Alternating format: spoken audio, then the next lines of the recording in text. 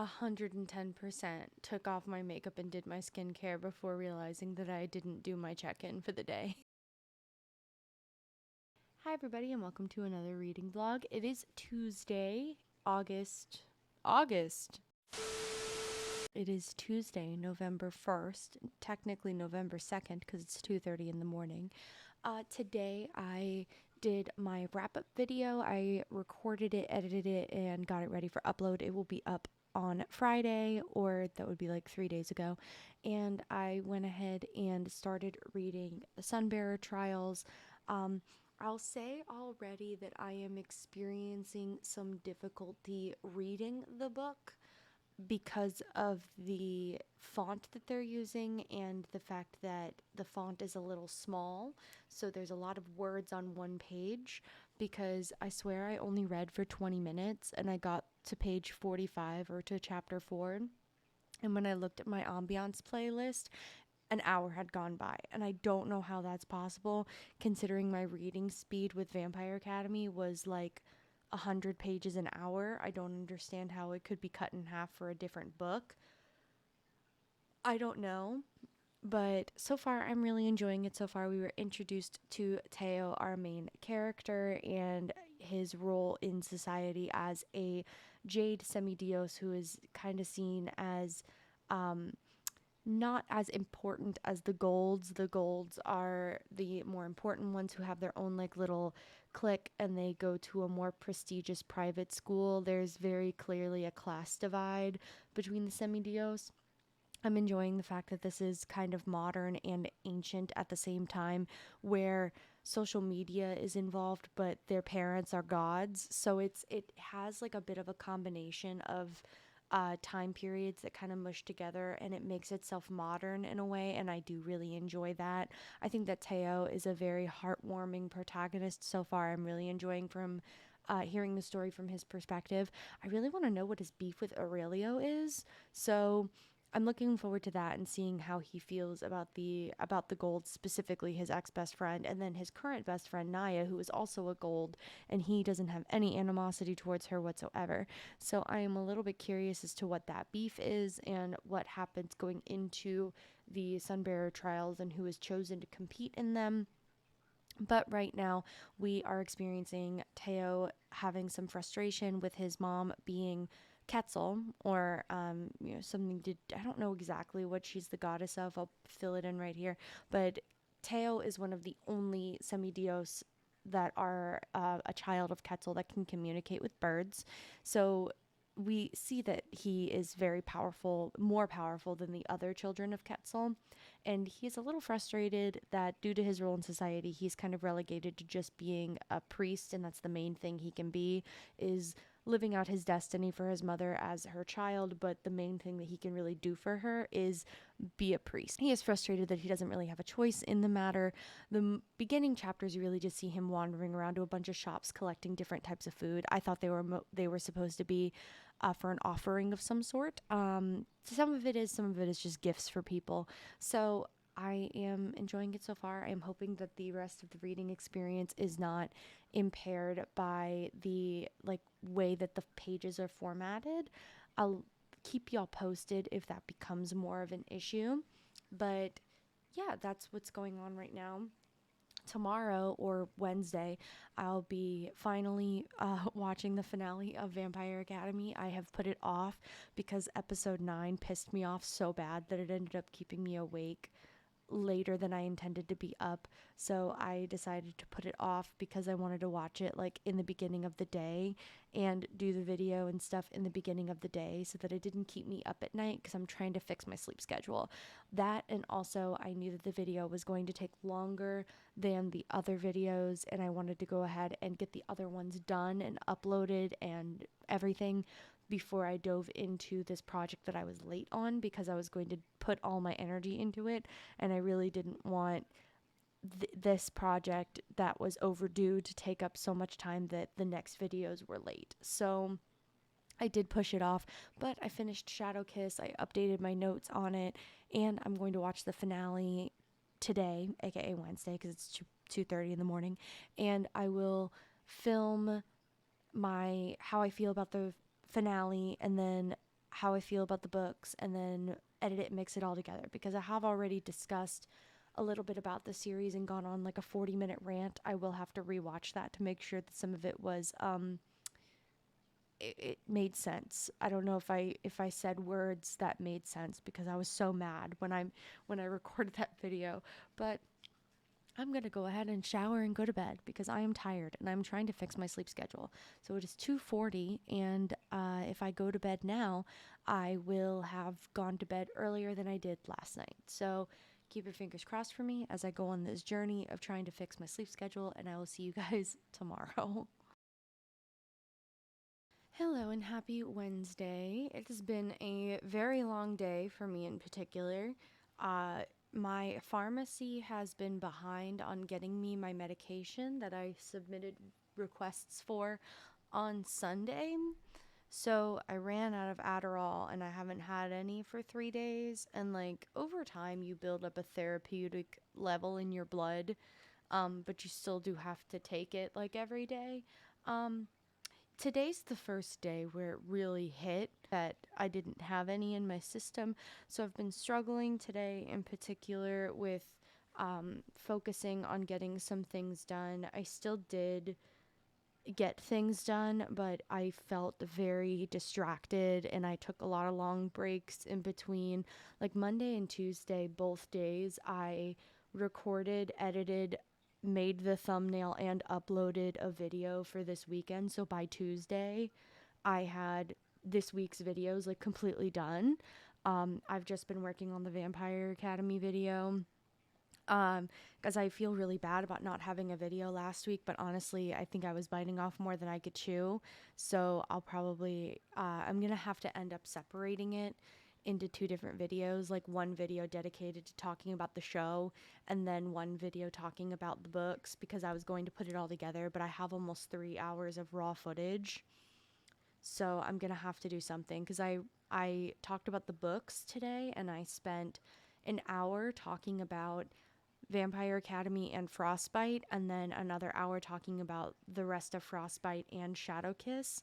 So, and then I spent another half hour talking about the show and the last episode of the show in its entirety, after I had already recorded about 40 minutes talking about the show to begin with. So I have, again, about 3 hours of raw footage that I need to glue together. So I think I'm going to take the 2 hours of book content and the 1 hour of show content and make them separate videos.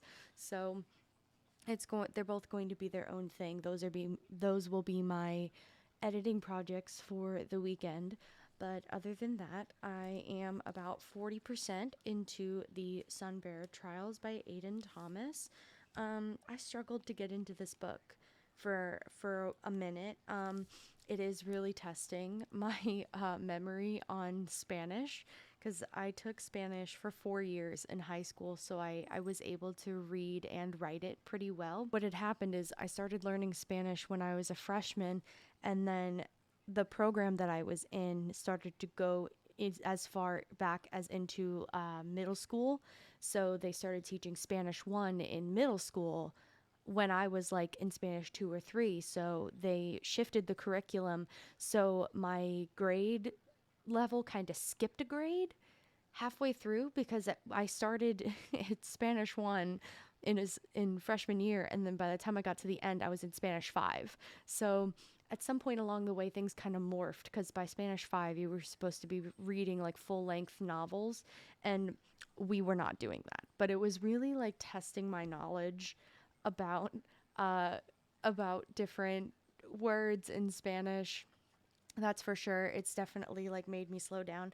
I have to say, I think the one of the best things I've read about this book so far is like I've seen people compare it as a mix of Percy Jackson, The Hunger Games, and My Hero Academia, but with Mexican mythology. And I think that that's a really, really good description of media that already exists, that if you mixed it all together in a pot, it's the Sunbearer Trials. This book has excellent representation. It's gay as hell. I love everything about it. There are numerous non-binary characters, numerous trans characters, and what I like is that nobody is bullied because they are trans or non-binary. Like, it's not something that they're made fun of for. It's something that everybody unequivocally accepts about them. And I think that it's, this society is structured in such a way that, like, sexuality is fluid. I really enjoy that it's not part of their character arc that they need to be traumatized by the fact that their identity is public and people are judging them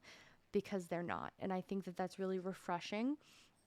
As far as refreshing my memory on the Spanish language, I think that the one element that is the most hysterical is that the journalists uh, in this world are named Verdad and Chisme, and Verdad means truth, and Chisme is more of a slang term, but it means gossip or tea.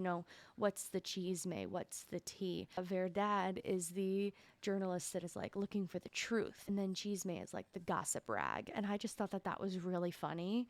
Um, I have been struggling a little bit to learn all of the characters and all of the gods and who's related to who, and there's a lot of uh, info dumping. I did struggle a little bit at first at that, and like the formatting of the book itself, the typeface is a little bit smaller than I'm used to, so there's more words per page, and it's taking me longer to read the page. So it's like I'm reading the book much slower because I'm not used to the formatting. If the font was a little bit bigger, I would be zooming through this a lot faster, but because it's smaller, my eyes, I want to say it's because my eyes are used to the amount of distance I have to move down a page. But if you fuck that up and you make the font any bigger or smaller, mostly if you make it smaller, the way that my eyes jump to the next line, I'm usually skipping a line because the words are smaller. So it is kind of fucking me up a little bit, and I've been reading the book a lot slower, but it is starting to it is starting to catch with me, and I'm really enjoying where the story is going, and I'm enjoying all the character interactions. So I'm excited to see where it goes. And I know that I promised that this week I would only be reading my library books so that I can turn them in. So I will be starting to read The Bone Witch on my phone. On the Libby app, if I have the chance to read while I'm at work tomorrow. So I will be reading all at the same time, the Sunbearer Trials, which I'm hoping I can finish today, aka Thursday. This is my update for Wednesday, but I'm hoping that I can finish the Sunbearer Trials today. And then I'm going to start reading The Bone Witch on Libby. And then I'm going to start listening to The Weight of Blood audiobook while I do my gaming stuff Thursday night. So I'm hoping to kind of finish the Sunbearer Trials, start the Weight of Blood, and get pretty good into it. I'm working all day on Friday, and then I just work Saturday and Sunday night. So I'm going to try to schedule some streams here and there. I did stream on Monday, but I want to stream more. I want to do, I think, twice a week. I think 3 times a week was potentially fucking me up. I think I want to do 2 times a week and move up to 3 at some point. So I'm going to go ahead and do that.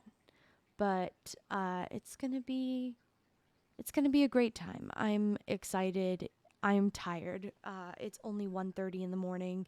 I'm sleep training myself to go to bed earlier, so I am going to put the sheets back on my bed because I washed my sheets today, and get headed to bed at a reasonable hour tonight, and I have to be up for work, so it's a good time to get my sleep schedule back. So I'm going to go ahead and clock out for Wednesday, and I will talk to you guys tomorrow. Checking in for Friday and technically Thursday. On Thursday, I started The Weight of Blood by Tiffany D. Jackson, and I was immediately sucked into it, and I finished it today. I had to finish it by 1:30 in the morning on Saturday, or else it would get returned against my will. There were 5 other people waiting on it, and it was through Libby, so I would have had no choice but to return it.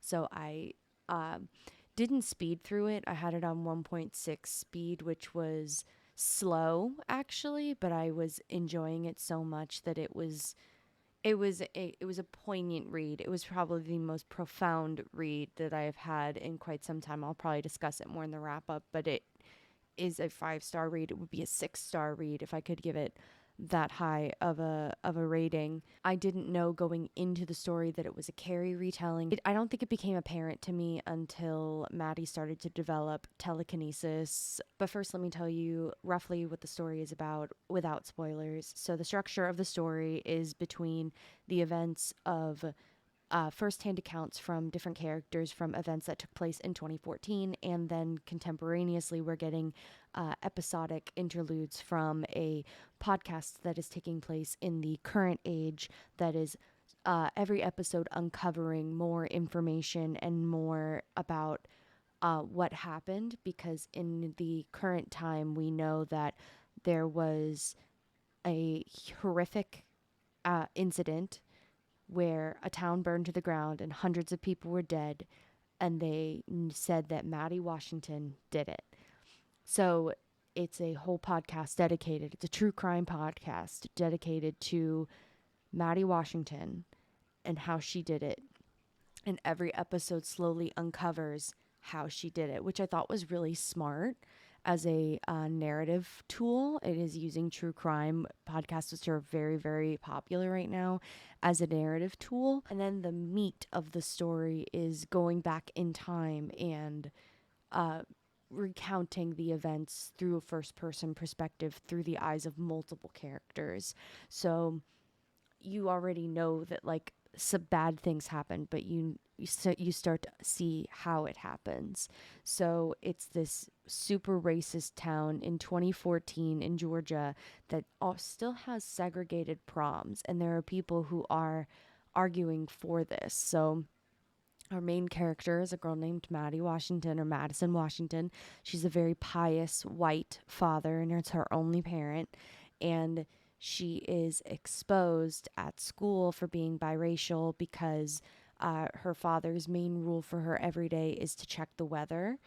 And she checked the weather, but there was a rainstorm that happened that was unaccounted for, and her hair, that is usually pressed flat with the hot comb, it got wet, and she was exposed for being biracial. And there was a viral video that was sent around of a few white students throwing pencils into her hair and her not noticing. So this led to various social media cancelings, college admissions being revoked, a huge social media storm.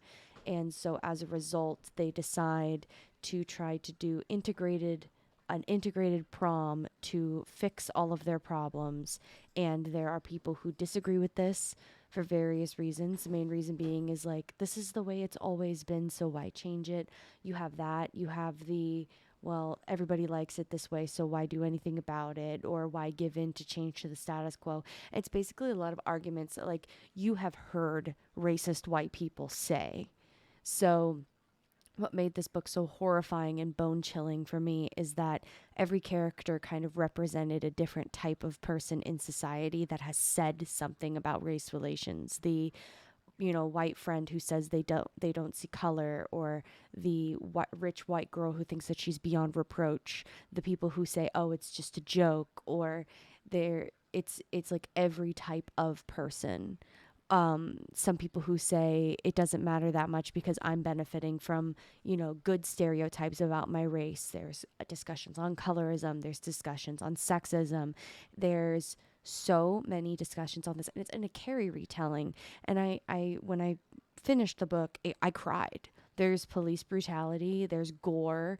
There's genocide. Like, I am telling you right now that if you are sensitive to that, do not listen to or read this book. However, it was so profound and emotional. I did cry and tear up a few times because it was so hard to get through, but it was necessary because I am not the person that's in any place to be educating anybody on race relations and race issues. But what is important is that I'm a white person who got the point, and that other white people should read this book and get the fucking point. Because that's what matters. That's what's important. Because that's a catalyst for social change. None of it was information that was particularly new to me. The perspectives weren't new to me. It felt familiar. It wasn't eye-opening to me, and it wasn't life-changing in that I was experiencing that, oh, this is wrong to say for the first time. It was eye-opening because it felt familiar, and there are still people who feel this way. And that's what was so captivating and bone-chilling about it. It was horrifying. And as a result, this poor bullied girl who just also happened to have telekinetic powers and with her own supernatural abilities burned a town to the ground. And honestly, good for her. I have not gotten that much further into the Sunbearer trials because I was trying to get through the Weight of Blood before it had to go back to the library. So I'm 47% through, so I'd say, halfway through the Sunbearer trials, and I am enjoying it. Okay, this is a complicated question. This is a complicated answer. I am enjoying the Sunbearer trials. However, I think this was written by a millennial. And I say that as a zillennial, as somebody who was born 3 weeks into the year of 1997 exactly. I am on the cusp between millennial and Gen Z, so I fall into both categories. I was both simultaneously on Tumblr during its heyday and on TikTok. So I want to enjoy this with every fiber of my being, but it was very obviously written by somebody who is older than me. Let me fact check that real quick. Okay, so I can't find an age on Aiden Thomas, but I am glad that I looked up Aiden Thomas to find out that they identify with he, they pronouns. So continuing, I to summarize, I read a Vine reference, and listen, I'm an almost 26-year-old woman. I grew up with Vine throughout middle and high school, being like the epitome of humor, and like I still quote them to this day, but to find it in media, a little cringy, especially like I'm not going to yuck someone's yum based on what they like as far as style. However, this is meant to be a Mexican inspired mythological fantasy that's like the Hunger Games meets gay Percy Jackson. And I love that. However, the constant like social media references are a little much. They do reference Instagram a lot. They reference like one of the contestants has like a super large Instagram following. They mention TikTok. There was a Vine reference. Like Percy Jackson also took place in the modern age, but there was the whole thing about like cell phones not working, which really could have been a workaround for Rick Riordan to completely ignore that like the internet existed. But like there's just something about mixing mythological fantasy with the the the like current internet that rattles my brain a little bit, that I was just like, yeah, your parents are gods that are older than anything. They're millennia old, and you're referencing a Vine. So maybe that's just me and I just need to like get over myself a little bit, but it just kind of took me out where I was like, mm-hmm.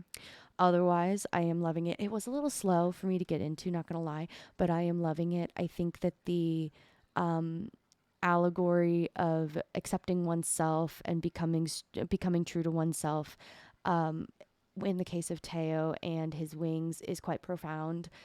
Teo, in the beginning of the story, at least in the first 40% of the story, is very sensitive about using his wings because his wings up until now had the colorings of a female Quetzal. So he does not like to use his wings because they don't reflect himself. I mean, he's trans, he's transitioned, obviously. So having wings that are not representative of his true self, he's been binding his wings for all this time. So there's a moment in the book, spoilers ahead, sorry. There's a moment in the book where, using his wings is a matter of life and death. Like, I guess I'm going to have to use my wings now and hope that they carry me to safety, even though I've never used them and I've never learned how to really fly. And then the second that he accepts the wings, the wings accept him, and the coloring of the wings are like the proper coloring. I found that to be very, very profound and inspiring. I liked that a lot. I'm loving the representation. I'm also loving that there's been no transphobia or homophobia, because as we all know, there is nothing I dislike more than having a character in a book, if it's just one or multiple or whatever, like having a character that is trans or gay or bi, and everything about them is talking either about their sexuality or it's jokes made at the expense of their sexuality.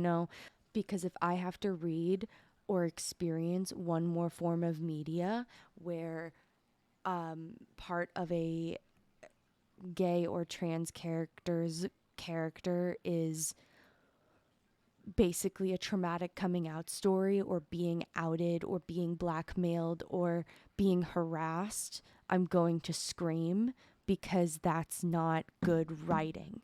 So to finally read some good fucking diversity food about with good representation. That's just even in the sexuality part. Let's not even, let's not skip over the fact that there is a lot of racial diversity in this too. Teo is very descriptive when it comes to describing people's physical form, describing people as tan or cypress or umber, these very descriptive different shades of brown that exist, is good to mention. It's profound. It's what we need in representation. So basically, at the halfway mark, what I can say is that Gay Hunger Games X Percy Jackson slaps when it comes to diversity and representation, but when it comes to uh dialogue, content, internet references, it's kind of taken me out of the moment a little bit, but maybe I'm just being pretentious and I need to get over myself. Also, small diversity joke, but Aiden, where's the asexual? There's so many there's so many gays. I know, like, I qualify under the umbrella somewhere, like towards the bottom, but like, where's the ace at? Can can I have one, please? There's so few of us in media. Where's the demisexual at? Anyway, that's how I feel about The Weight of Blood and the Sunbearer Trials. Overall, extremely good picks for November so far. The Weight of Blood got a 5-star rating. It is going to be in the S tier in our tier list at the end, and the Sunbearer Trials at the halfway mark is doing pretty good right now. Oh, I forgot before I clock out. I am about 13-ish% into The Bone Witch by the author. I can't remember right now. It's 3:30 in the morning. I'm very sorry. I'm enjoying it so far. It's been a little slow. It's a longer read, and I had to sometimes when I'm reading ebooks, I had this issue with the Sunbearer Trials at first where this typeface was so small and there was a lot of words on the page that I was struggling to read because I couldn't focus on the page for too long. I breeze through ebooks so fast because I'm able to enlarge the text and I just can keep swiping, and that's how I read them so fast, because I can comprehend a smaller amount of words in a bigger space faster. So yeah, so with Libby, I could only expand it so far, so I had to include the accessibility sizes in order for it to be considered where I want it. So technically, the book has like almost 1,300 pages, and I'm on like 150. So I'm working on it. It's been a little slow. Again, tried to get through the Weight of Blood, but I am hoping to finish the Sunbearer Trials. What's today? Saturday? I'm hoping maybe I can finish it before work because I don't have to be at work until 4. Um, finish before work and then start continue with the Bone Witch. And oh wait, no, I can't do that. I can't do that actually. Um, Either way, I need to finish this and I need to start a Discovery of Witches because there is one person that's waiting, and it's apparently a 24-hour audiobook. And if I listen to it at 1.6x speed like I did The Weight of Blood, it'll still take me 15 hours. So it's due in 4 days, so I got to get started on that one. So finish this, start and finish A Discovery of Witches, finish The Bone Witch, and I still got 3 more books down there. This whole read all of my library books in a week thing I'm trying to do, not my best work considering the amount of pages I'm trying to get through in a week are what I got through in the entire month of October. Actually more than that, but like I got through almost 3,300 pages in the month of October, and it was my most productive reading month. I'm trying to get through almost 4,000 pages in a week. It's not going well. It's going. Not well, but it's going. So we'll work on that. So, and I had to reorganize some video schedules and stuff. It's whatever. Anyway, I'm clocking out. Hello, final check-in of the week to let you guys know that I, after finishing The Weight of Blood, finished the Sunbearer Trials today before I went to work. My initial rating was going to be 3.25 stars on account for I liked the concept, but I found some of the characters extremely annoying. The girl best friend character in general I found a little annoying. Maybe this is just because it wasn't my target demographic and I am an old woman, a geriatric crone, if you will, that reading a book that's like Percy Jackson meets the Hunger Games but gay, with like Vine references and Gen Z language, like fuck around and find out, calling people my guy, that kind of thing. Maybe it's just, I found it a little cringy, and it was just, I wasn't living for it. However, then in the last split second, the last like 10% of the book, basically the ultimate twist ending and what was going on made me bump it up to a 4-star read. The only thing I wish is that, so basically what ends up happening is, like I said, this is like Percy Jackson meets the Hunger Games, right? So there's 10 demigods of Mexican mythological descent that are competing in these 5 trials, and the winner and the loser are chosen by Sol, which is their ultimate god, right? And the winner sacrifices the loser to channel all of their energy into protecting the entire world from the bad guy gods that are trapped in the sky. So that is like, to be sacrificed is like considered the ultimate gift to your people. So Teo, our main character, kind of starts to figure out that there's something going wrong and that something is up, that there is some sabotage going on where the games are being interfered with and people are starting to be mind controlled in the middle of their games, and nobody is catching it and nobody is doing anything about it. The only thing I wish is that while people are acting out of turn in the moment, and they have like the blackness in their eyes and they're acting particularly violent and out of character, it's just said that this behavior is out of character. There's no thought process that Teo has of, wow, that is so unusual, or the look at their eyes, like it's almost like they were a different person. And then as each of the events stacks on top of each other, there was no dialogue or internal monologue to say, this is just like when X was doing this, and why is all of this happening? Why are people acting like this? There was a little bit of that, but I wish there was a bit more of the clues being laid about the sabotage, because when it was revealed that the sabotage was happening, I was like, oh yeah, that kind of makes sense. It wasn't there wasn't any build up about the sabotage. Like there was an increase in tension about who was going to end up sacrificed, but there was no build up in tension about there's something going on with the games until the bubble bursts. And I wish that that was built on a little bit better. I did feel tension over who was going to get sacrificed, who was going to come in first place. Like I had suspected that maybe Teo would win, but I wasn't sure who was going to end up getting sacrificed. And in the end, I was able to guess who it was. Like in the end, I was like closer towards the end, like at about the 3/4 of the way mark. I was like, it's going to end up being this person, and I'm not sure why, but it's going to end up being that person.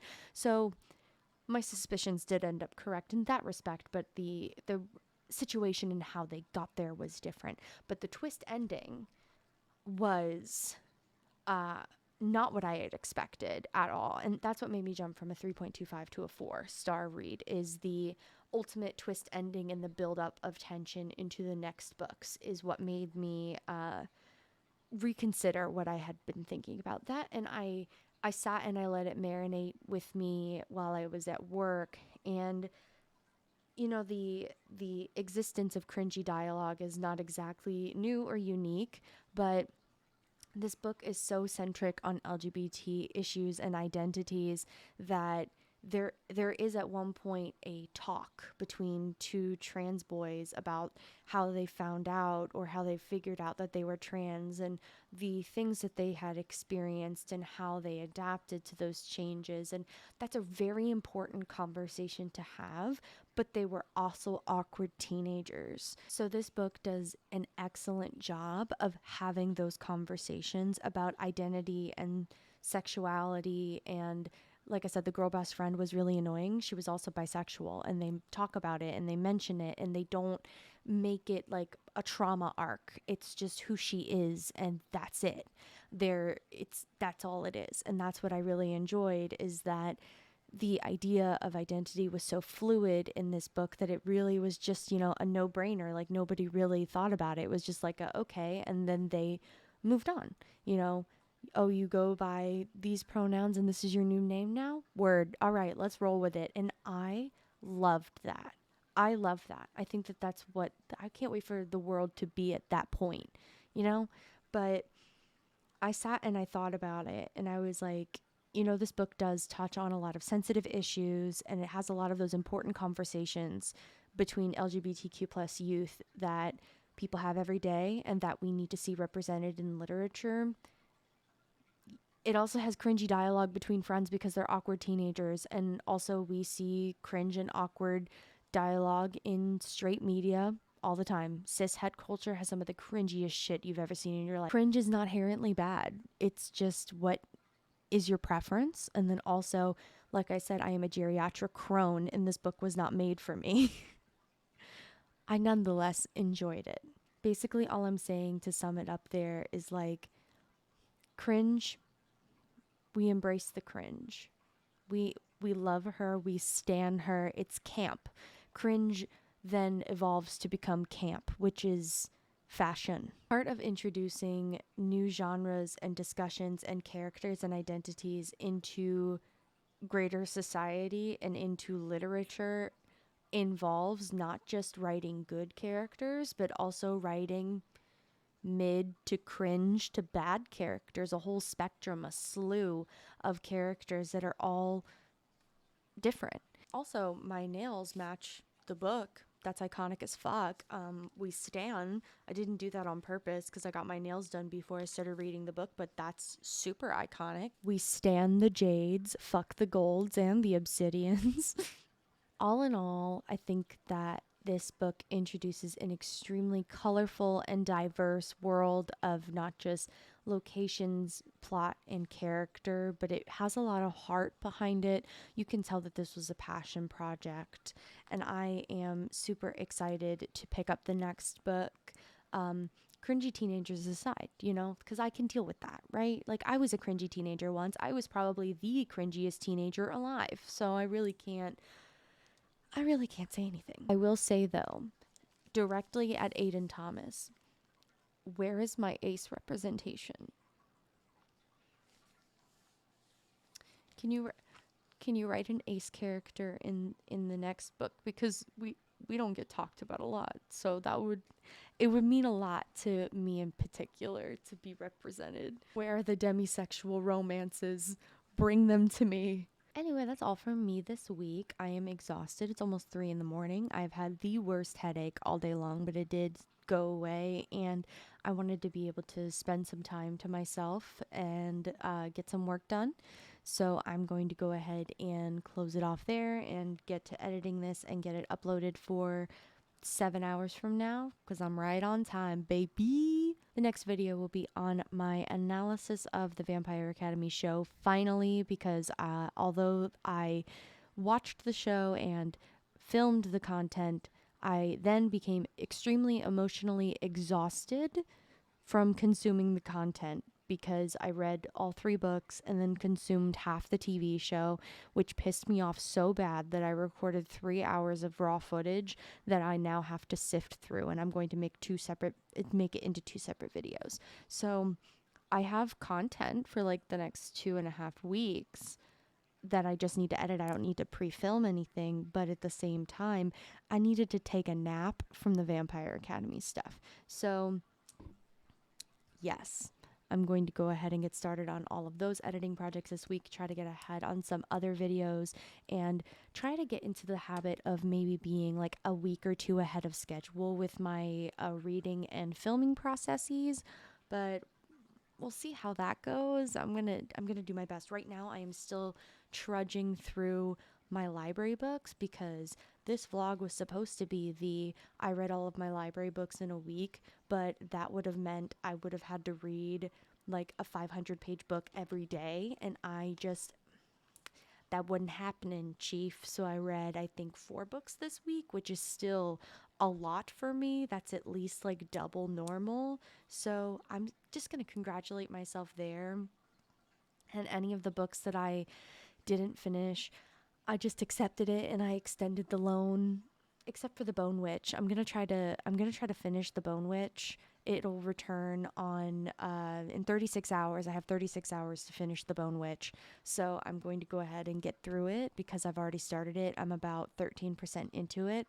So I'm going to finish the Bone Witch and then return it on time, and then start getting into the other library books so that I can return them before the next renewal period is up, because I feel guilty renewing library books in case other people want to get their hands on them. So, that being said, I'm going to sign off, clock out for the night. Remember to drink water and be nice to each other and exude kindness and empathy with everything that you do. If you'd like to find me anywhere else, you can find me at Huntress Gia on Twitter, Instagram, Twitch, most of my socials ever. Just, you could probably find me there. And I will see you guys in the next video. Bye.